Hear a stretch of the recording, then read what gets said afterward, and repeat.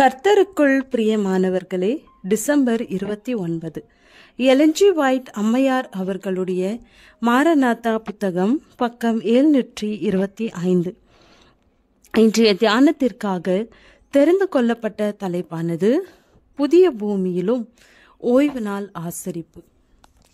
வசனம் ஏசாயா 66வது அதிகாரம், வசனம் 22-23.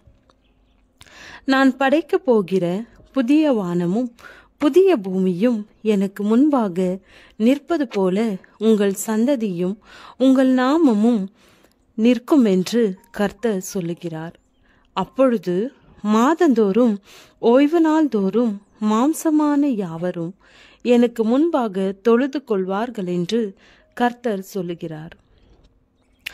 ஆதியிலே சிருஷ்டிப்பின் கிரியையை முடித்துவிட்டு பிதாவும் குமாரனும் ஓய்வு நாளிலே ஓய்ந்திருந்தனர்.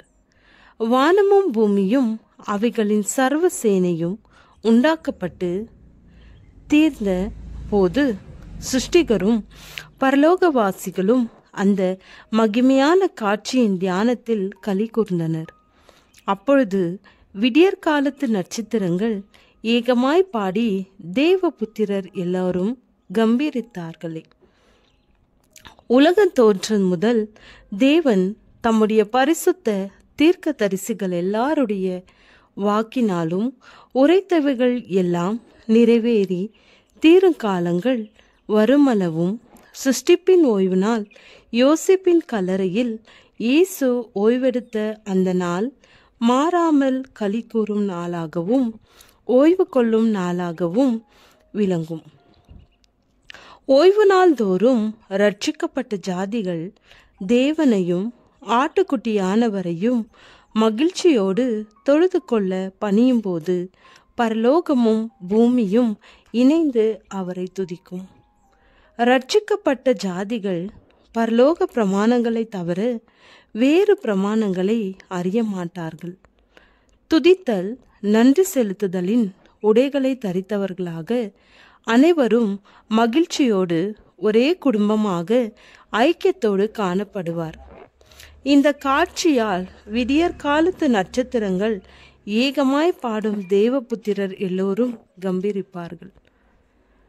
அப்பொழுது மாதந்தோறும் ஓய்வு நாள் தோறும் மாம்சமான யாவரும் எனக்கு முன்பாக தொழுது கொள்வார்கள் என்று கர்த்தர் சொல்லுகிறார். கர்த்தரின் மகிமை வெளியரங்கமாகும். மாம்சமான யாவும் அதை ஏகமாய் காணும். கர்த்தராகிய ஆண்டவர் எல்லா ஜாதிகளுக்கும் முன்பாக நீதியையும் துதியையும் முளைக்க பண்ணுவார்.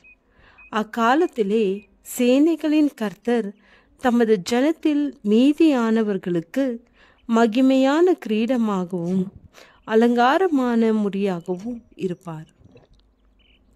பூமியும் வானங்களும் நிலை நிற்கும் அளவும் ஓய்வு நாளும் தொடர்ந்து சிருஷ்டிகரின் வல்லமைக்கு ஒரு அடையாளமாக விளங்கும்.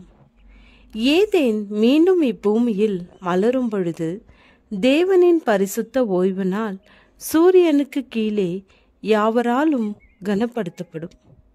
ஓய்வு நாள் தோறும் மகிமையான புதிய பூமியில் வாசம் பண்ணுகிற யாவரும் எனக்கு முன்பாக தொழுது கொள்வார்கள் என்று கர்த்தர் சொல்லுகிறார். ஆமென்.